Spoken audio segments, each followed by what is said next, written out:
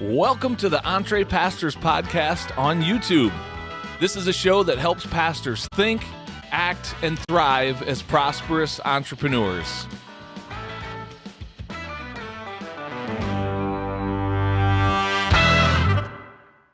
Well, hey, what's going on, everybody? Welcome to the Entre Pastors podcast on YouTube. My name's John Sanders. I'm one of the co-hosts of the show, and this is episode number 55 you're getting ready to watch, where we are going to introduce you to our guest today. His name is Wayne Prevett, and he has built an incredible ministry with a business component because it has established a great stream of revenue, not only for himself, but for many, many other pastors in Canada around some of life's most major moments. Some may call them rites of passage, but things like weddings and funerals and the celebration of new life. And I find it especially interesting. Wayne has built this thing in Canada, which, as we know, is more and more a secular nation. I don't think that's any secret. And if we're honest, for those of us who are pastoring in the United States, it's not hard to look around and see the things happening in our culture today and say, we're on that same path. And the reason I mention that is because what I love about what Wayne is doing is that he is reaching through his business. He's reaching people that flat out are not coming to any church this weekend, Pastor. They're not coming to your church. And yet, because of his business focus, he has found a way to come alongside these people in some of life's most precious, tender moments where people who may otherwise want nothing to do with God or spiritual truth, they are softened to it, they're open to it. And so there's just so much about what Wayne is doing that I'm absolutely loving and thrilled to share his story with you. So without any further ado, check out this interview that I did with my friend Wayne Prevett. This is good stuff. You're going to like it. Well, Wayne, it is my pleasure to have you as a guest on the Entre Pastors podcast, man. Welcome to the show. Thank you. Good to be here. You and I have had a few really powerful conversations. At least I've thought they've been powerful. I've enjoyed our talks that we've had offline before this interview, but so we got a lot of ground to cover. There's so much I want to talk with you about, but why don't we start by just giving a general introduction of yourself to our audience? Tell us a little bit about you and kind of your journey in pastoral ministry, and then we'll bring it up to current day, what you're working on right now. So, nope, sounds good. Theologically trained in a traditional educational system, a seminary back in Canada. I'm Canadian. My wife's Canadian. We share a daughter together, Michaela. We moved to the US 2 years ago to bring our daughter actually to go to a gap year program in Georgia. The whole COVID thing shut the border down. So we packed up the house and we moved to Lynchburg, Virginia, where I have family. And she attended the gap year program. I actually had to go back to school full time to accommodate all this. I didn't need to, but we did. Traditional ministry for probably 17 years full time in a variety of capacities. Everything from the traditional youth pastor dude to small rural congregation to large urban center in the city of Toronto. I've restored churches, amalgamated churches, combined churches. And then my wife and I met and we created a street ministry, and it was phenomenal. It was an inner city ministry to regional mental health patients in Canada, and it changed our life. It actually changed the whole trajectory of our lives. My wife is also theologically trained. She's got a Master of Divinity from Knox College, University of Toronto in Canada, and we have shared our lives and shared our ministry together. Our daughter is studying theology and apologetics currently at Liberty University. And as we made the transition out of street ministry, because eventually we ran out of money doing that, it costs a lot of money to give away things. We shifted from serving people around food and clothing. We care for the fatherless and the widow, Luke 4 kind of stuff, very, very powerful. We began to do funerals and weddings and new life celebrations for this group of people. Okay. Canada is a secular nation. The statistics would indicate that more than 90% of Canadians are disconnected from the faith community. The last numbers I saw were 3% of Canadians would attend a faith community more than 2 times a month. So it's a very, very small number. So Canada is secular. And in that secular context, what we have discovered is that people are not going to go back to church.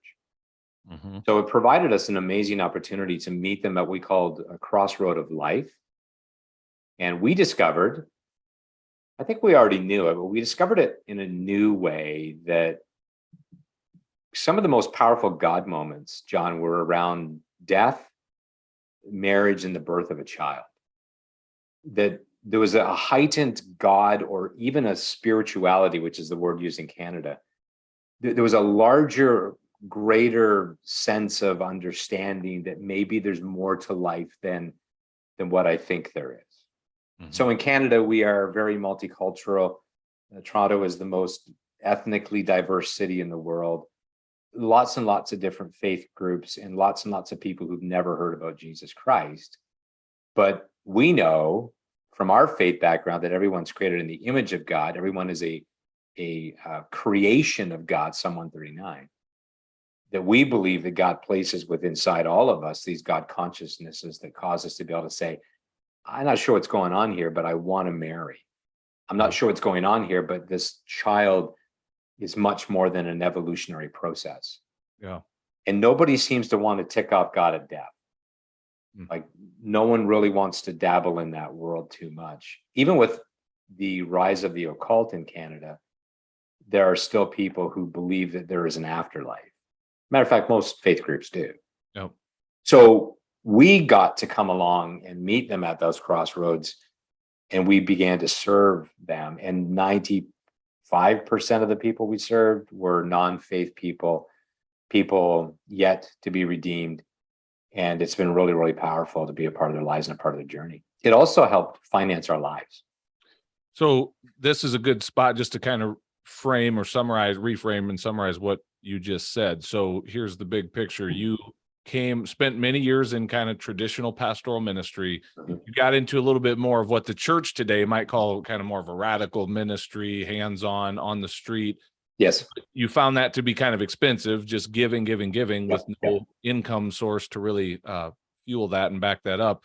And then in the process, you discover through these major life moments, opportunities to minister to people that otherwise aren't stepping into the door of the traditional church.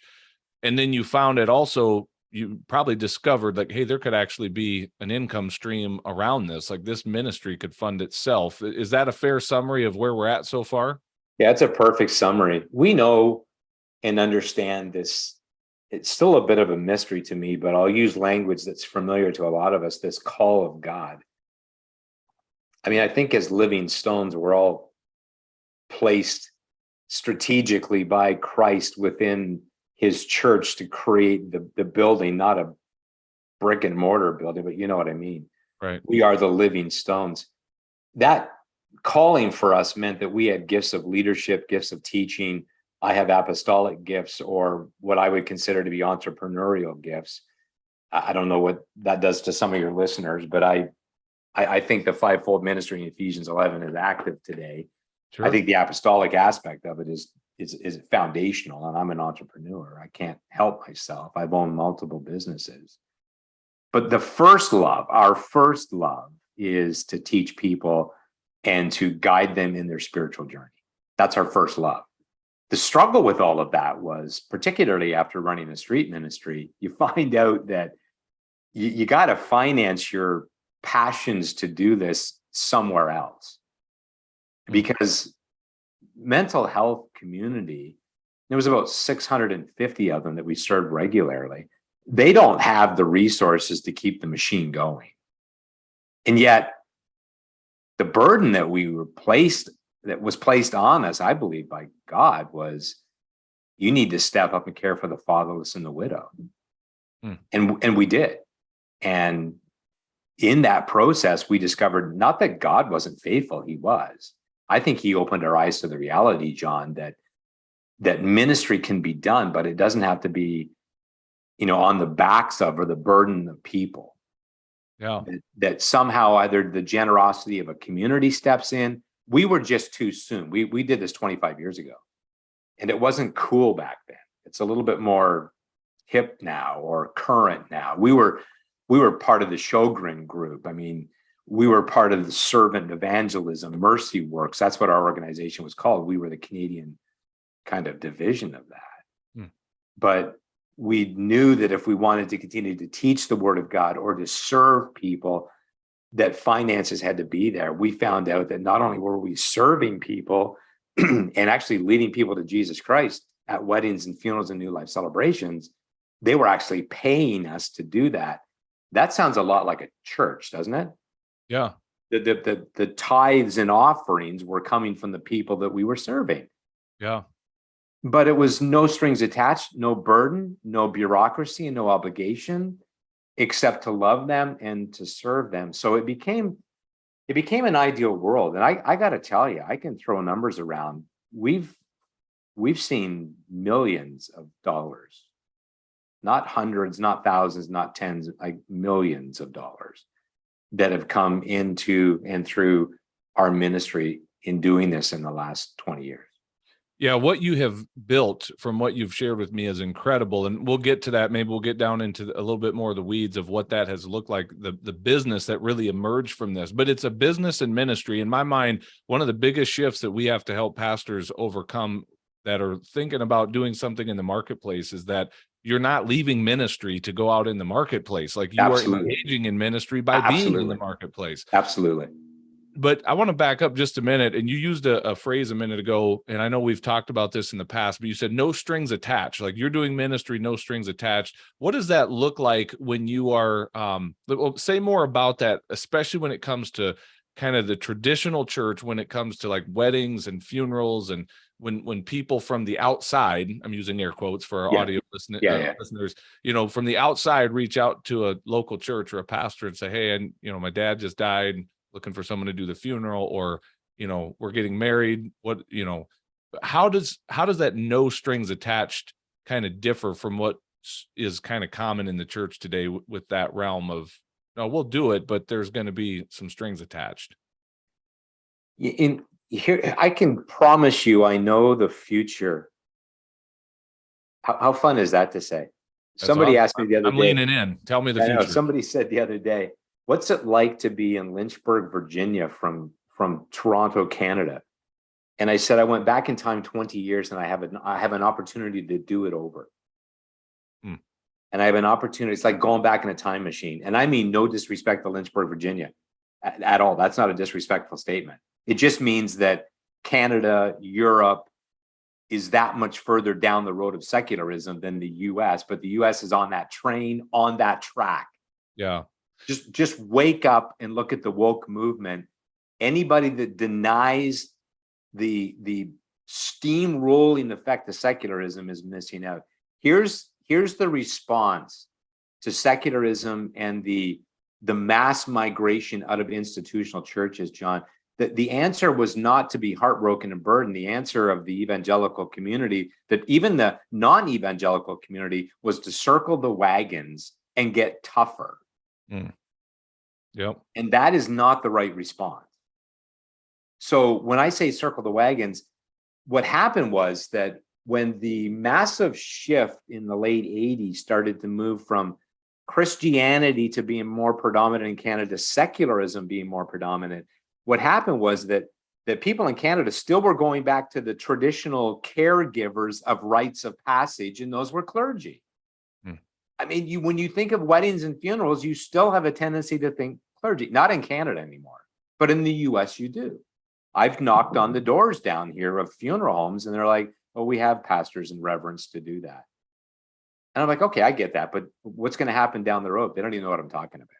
Yeah. So the traditional pastor, what I would suggest is take the wagons and get rid of them. Open up the doors of the building and open up your lives in your community. Create a community center idea or concept if you have a building. Enlist your people to be involved in offering the facility to serve those within the community. I want you to say this louder for the people in the back that weren't listening for just a minute ago, and they need to hear this. This is one of the tenets that Entre Pastors is built upon. Not only am I tired of pastors not doing very well financially and struggling to do ministry the way we've been told it should be done, I see exactly what you see in the future is coming, that the church of the future is going to look very different than what it looked like a few decades ago. And that future is a lot closer than a lot of us would like to think. I think there's many pastors that still are just hoping they can get back to normal, whatever normal is in this post-COVID world. And normal is gone. And it's not just a COVID thing. We are on that movement that you're talking about. And you're coming from a place of, you've watched this once, or you've seen this movie. I lived through the paradigm shift. Yeah, you've seen it. And I think you see a lot of pastors still asleep at the wheel here in the United States. And it's like, guys, the time to start shifting is now. I mean, it was probably 2 decades ago, but if we haven't woken up yet, it's time to wake up and do some things differently.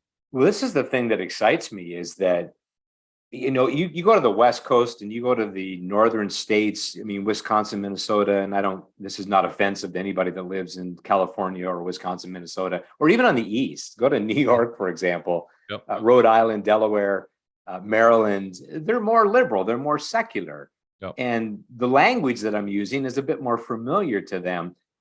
I'm looking at the mid states, where I am in Lynchburg, for example, this massive bubble. I'm excited because if people got their eyes open and took the scales off right now, they'd be ahead of the curve. What a difference they'd be able to make. I'm listening. I tune in online on social media, the number of people, even couples in the Lynchburg area, who are saying, I cannot find a church that's not demanding me to be a member, give money, or attend here. God forbid, one church said, I'm not doing your wedding unless you break up, move out, right? Get rid of your kids, put them in foster care? But what are we thinking? I know and understand righteousness, and someone's going to be mad at me thinking, oh, that guy's nutbag. No, I'm not. I understand righteousness, but I'll tell you, living together or being married, which one reflects God more? Let's get them married. Amen. They're probably both unbelievers anyway. I'd never marry a believer and an unbeliever. I just don't think that's right. But for goodness sakes, let's get them lining up more with the heart of God. The no strings attached part of it is, we had couples saying to us, we can't find anyone that has not created 12 hoops that we must jump through, and then they'll serve us. Can you imagine Jesus with 5,000 people looking at them going, now I know you're hungry and you're hungry and you're hungry, but you guys don't qualify for food. You just came today. So I want the hands of the people who've been with me for the last, year? I'll feed you. That's what we're saying. That's what we're saying. We're literally saying we have our parameters and our boundaries. And I'm not saying drop morality or righteousness, John. I'm just saying God gave you, if he blessed you with a facility, if he's given you the opportunity to serve these people, serve it. And you know what? They'll pay you. And they'll pay you. So I know of one church in Texas, that's it, just one, that turned this into an outreach ministry, and it exploded for them. And they did it 20 years ago. So they built on their beautiful property a classic, barn type structure for about 100 people, and couples flocked to it for weddings. So, members of the congregation, weddings and funerals. But members of the congregation were doing the catering, the photography, building the flowers, right? Driving the limo. People are benefiting from this. The ministry's benefiting from it. They're tithing some of that money back into the this should make sense to people. Right. And here we are, with facilities that sit vacant a lot. I was watching I was just scrolling through Facebook today. I spent too much time there, but there was a guy posting pictures of his facility, and they have 7 people, 9 people, I don't know what it is, 10 people that meet in a massive auditorium. It's a beautiful facility, and we don't know what to do with it. I almost started to cry. I mean, I wanted to cry. I go, I'll tell you what to do with it. Like, swing the doors wide open, particularly these old, brick center aisle buildings, which are housing, congregations that are on life support. Anyway, you're preaching right down the alley of where I've been for a long time now in my thinking. And so let's do this. Tell us a little bit about what this evolved into, as you really started to see, hey, there's something here. There's real opportunity to serve people at seasons of their life where they're really open to spiritual truth, or at least seeking God in these moments, because God has wired eternity into the hearts of men, so they He can't did. help but look for that in Can't these help. moments. Exactly. Right. So you tell us the story of what progressed out of that. You kind of shifted out of this street ministry more to, serving people around these major life moments, these rites of passage. What ended up being built as a result of that? Kind of share some of that story, and don't hold back on the numbers either, because No. I inspiring. took 6 months, and this was, you got to remember, this was back when very few websites existed. I started this when we were quoted $110,000 to build a wedding website. So I taught myself. So you put it in context. This is back when the cell phones had like an antenna that you pull out. Yeah, I remember those. I had one. No, you don't. You're not even No, I that did. old. I had a No, flip you phone. You had to didn't. pull the antenna out. I really did. That's a true John, story. that was a Fisher Price phone. I see what you did right there, but no, I really did. Keep going. This is good. You're just a baby still. At any rate, I spent 6 months and I looked at all of this, and I started to do a little bit of research to find out, well, how's this done? I found an old group of retired Anglican United Ministers in Canada called Ministerial Associates. And all they did was take themselves as retired ministers, kind of built chapels that looked like churches, and they started to do weddings and funerals. And that was the only paradigm that existed. And then we stepped into it. And I said to my wife, Rosanne, I said, I don't know if this is going to work or not, but I'm a risk taker. So we got nothing to lose. We have no money, no income. We handed the keys back to a guy, because I never buy buildings. We always redeem the space of the unredeemed to use it for redemptive purposes. So we handed the keys back to this guy from the 5,000 square feet we had. And we simply went out and we went and rented a little tiny facility in the downtown center core, right by the city hall where licenses are written. And we borrowed $25,000, which was insane back then, which I wouldn't recommend anyone doing right now. And we built this chapel, this little tiny facility. We called it the wedding room. And we did 197 weddings in there the first year, 197. Wow. And that was with little to no advertising, because the web wasn't much, email wasn't much. It was still phone calls. And what happened from there was insanity. We did 350 the next year. And then we did about 500. We did about 575 year 3. And then we're about 1,800 into about year 5 and year 6. So the consequence of all of that was that we needed people. But what happened was that we discovered that what was happening in one demographic, so one demographic of 350,000 people, we were able to do at least 35% of all the weddings that were licenses being written. That's an extraordinary number. Wow. So what we did is we began to look for individuals that would set up what we call regional offices in other large demographics. Now, keep in mind, Canada is only 35 million. The US is 350 million. Mm-hmm. Keep in mind that demographics, our largest cities, we only have 3 in the millions. So our large cities are 165,000 to 350,000. And that's a manageable demographic to give lots and lots and lots of money to one person. So we set up these regional offices, and then we trained and equipped what we call regional representatives, and they became an extension of the head office. And it was unbelievable. We had 75 people working for us at the height of what we were doing. And then we shifted into the funeral world, which was a whole new experience. And we became the sole provider of funeral celebrants, which is a thing in Canada, for both Service Corp International and Arbor. And we're talking like hundreds and hundreds of funerals. So what the funeral home did was said, well, anybody that comes to us that has no one to do their funeral, we'll just use you guys. So it was a perfect shoe-in. And then of course they just write you a check. And I'm not exaggerating when I say millions. It just goes on and on and on and on and on. We're talking thousands and thousands. I have done myself, I think 3,700 weddings. And I stopped doing those myself about 8 years ago now. So I'll do a handful a year now, but I was doing 200 weddings a year just myself.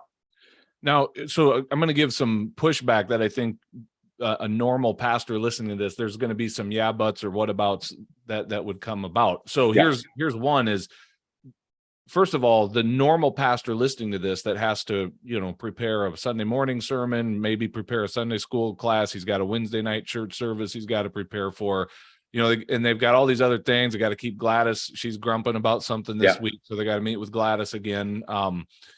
They're sitting here hearing 250 weddings going, how in the world would I fit that into my schedule? So you're not doing traditional ministry while you're doing this. I mean, this is your ministry. Is that that became our ministry. There's no question about it. I would say for the Bivo, I think it's a given. I think it's an easy.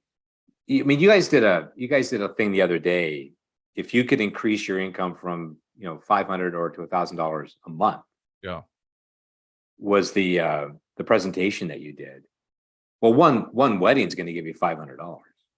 Well, the way you're doing them, but even that, I'm going to speak for another. This wasn't one of my yeah buts, but here's another one.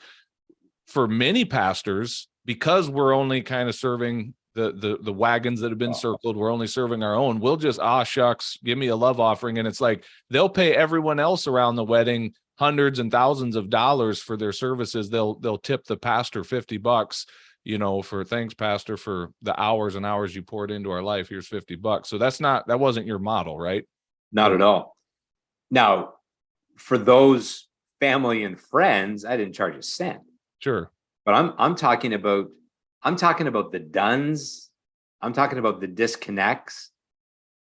I'm talking about the fact that just in the province of Ontario alone, the wedding industry is $5.2 billion. Mm-hmm. That's one province. Just look at the numbers. Look at the average wedding cost is $35,000 to $45,000. Right. And the bulk of these people are looking for excellence from someone to step in and do this with excellence.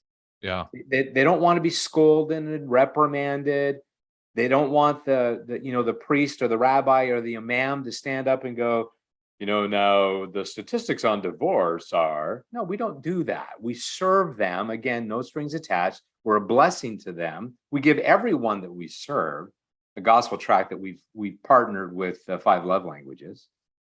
So it's been amazing to see just the response of that. But for the average person, if they're pastoring a congregation, and more of your audience is probably not doing, they're probably not getting paid. I don't know what your audience is. I don't know, but let me surmise that maybe they are entre pastors. They're bivocational. Let's go with that. So let's speak to that group. I think this is a perfect fit.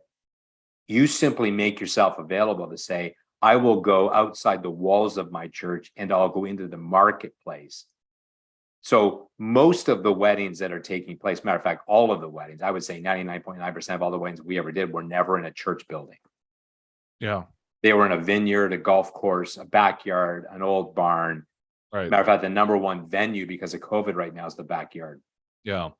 Yeah. So, and that makes total sense to me. I kind of took that journey over the years in my own pastoral ministry where I became resentful is not the right word. That's too strong, but I would complain at weddings, because it's like, man, here I am expected to just give this, even if they give me $200, I have invested hours into this couple in some premarital counseling, a rehearsal, the day of, what I've given up with my family to be there for them and to not charge for what that's worth because there's just this expectation always frustrated me. And I felt guilty and like I'm not allowed to say, this is what it costs for my services to do your wedding, but you're doing it on a much more professional level where it's like, you're going to pay me and no different than you're paying your DJ or anyone else that you're hiring to be a part of your wedding. And I love that you're bringing a professional service to them. It's not, just some kind of clergy member that stands up front and goes through the motions, but you're really making it a good experience for them to have you partner with them in that process.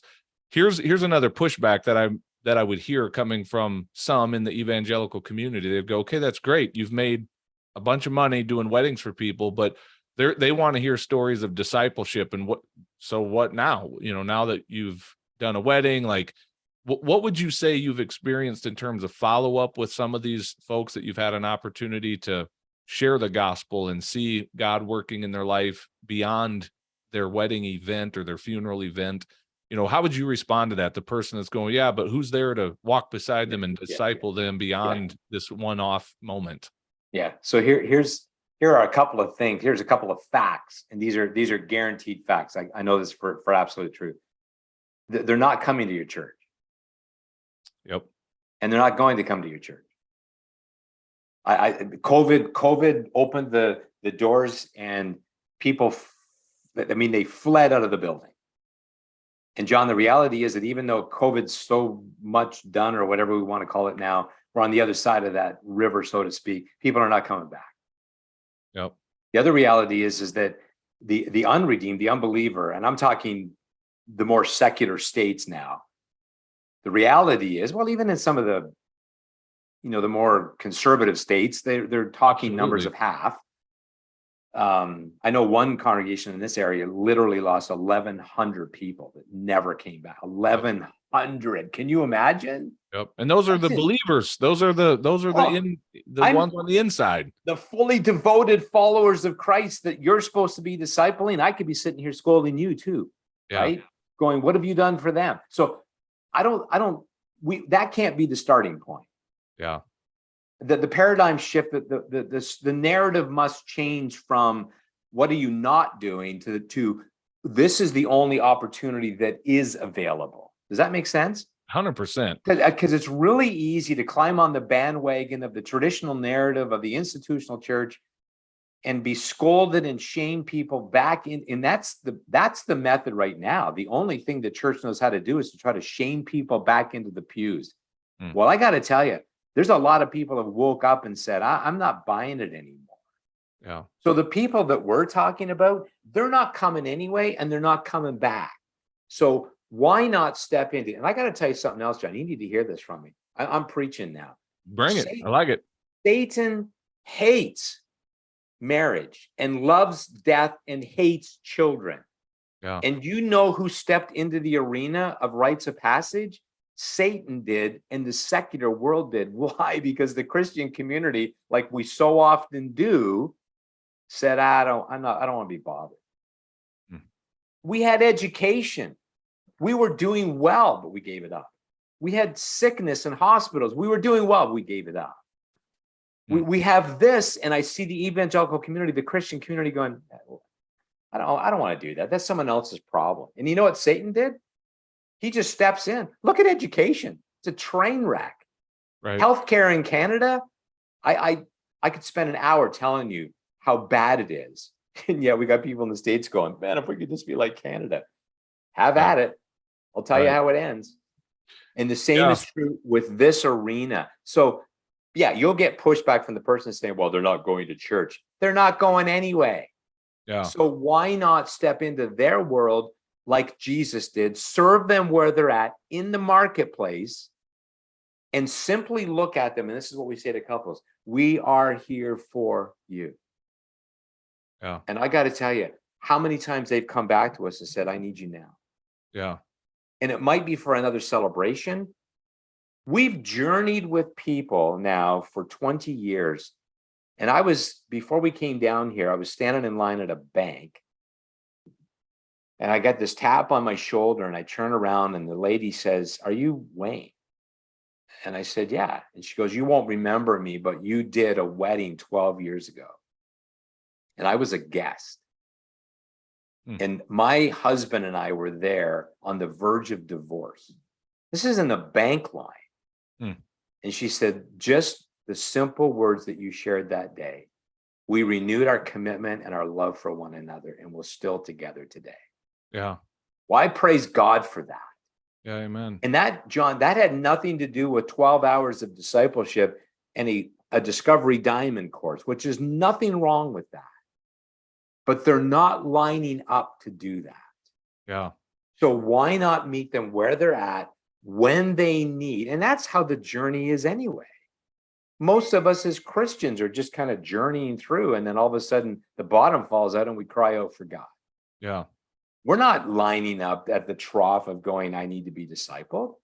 I did it for years and years and years. I don't think I ever had one person ever in all of my traditional spiritual experience ever knock on my door and go, I need to know more about Jesus Christ.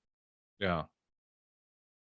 Yeah. No, man, there's so much about what you're doing and what you have built that's just inspiring to me, because it really is right at that intersection of marketplace and ministry. And you're serving people out of a giftedness that God has put inside of you, and you're not starving and, skimping by financially with all of these limiting beliefs about what it is to be a pastor and to be in ministry. Every event is a God moment. Every event is a God encounter. Every single event. We discovered by year 5 that we were speaking to 1.5 million people. And I want to frame a whole new paradigm. So that became our church tribe, if you want to call it, because it was the same 1.5 million people. Year after year after year. I'm not lying when I say that. It means that when I went to a wedding, when I went to another wedding, many of the same people were there. Yeah. Does that make sense? It absolutely does. So if 95% of people are disconnected from the faith community, why am I sitting there going, you're not coming here? Why are you not here? As opposed to, what should I do to go to them? I don't hear pastors having that conversation. Right. I don't hear denominations having that conversation. I don't hear Christians having that conversation. We're just ticked off. I almost swore there for a second. We're just ticked off that they're not coming to us. Yeah. And now we're even more mad because as of COVID, many of them said, I'm not coming back. Yeah. I don't care how good the drummer is that you just hired. I don't care. I'm not coming back. Well, in just a moment, when we go backstage there, you want to speak to kind of a paradigm shift that you would contend is probably one of the number one mindset shifts that needs to happen for pastors. And that ties in with what you just said. But before we go there, I want to just back up one more time here and ask this question. Let's look to the future a little bit. Like well, maybe I got two questions. One is, what do you see? What's your dream for this ministry? I mean, you're kind of in this transitional limbo state right now. You're living in the US, but you're a Canadian citizen, and there may be some uncertainty around that part of your story. But when you look at the United States and you see so much opportunity here down this road, like, what do you dream about for the future of this? And then what would you want to say to potential pastors, well, not potential, but pastors who might potentially be able to engage with this a little bit? Like, take that any direction you want. Two things that stand out when I'm listening to you ask the question. One is on a very personal, intimate level, and that is that we technically have until July 2023 to stay legally in the States. After that, ICE comes and arrests me and sends me back now. I have to pack up and go home. Yeah. So that's a reality. We don't want to do that. We know for a fact that God brought us here intentionally and all the doors open. The reality is that COVID changed a lot of things, made a lot of things more difficult. One of those is this application process to stay. We need an R1 visa to stay. On a very personal level, I would love if there's someone listening to this that does happen to be part of a 501c3 IRS designated ministry that would be willing to work with us to bring us legally to the States. So if there's anyone listening to this or anyone that might know anybody that might even fit into that capacity, man, we need that, John. Now, let's shift over to the other aspect, and that is, what about the people listening to this? And it might trigger somebody to go, I've been thinking about this for a long time. How do I start? Yeah. Maybe that's the question. I don't know. I think there's a couple of paths forward. I think for the individual who is right now looking for ministry, guys, I got to tell you, gals, I got to tell you, this is a perfect fit. Step into this. One, people will pay you to serve them in a spiritual capacity, but you're not going to have a deacon's board, an elders board, or bureaucracy. You don't have any overhead costs except to buy yourself a great laptop and an iPad and a phone. That's it. And most of us have that anyway. Mm-hmm. We can actually do all of this training, and we have world-class resources available to anybody that wants to do this. We can help guide them through it. That's to the individual. Let me be clear on that, or make sure that people are understanding that. You're saying that right now a pastor could come under your umbrella and be trained by you and be a part of this thing that you've already built. Like that's an option. That is totally an option. Absolutely. Now I know the laws are different. In Canada, the government controls all licensing. And I know it's a bit different. You can get ordained online, get a license. So we're talking about the individual that one says, oh, I've already got a license to marry. I can marry. But what does the ministry aspect of it look like? What does the follow-up look like? What resources do you use? What administrative? We have all of that taken care of. No one has to reinvent the wheel.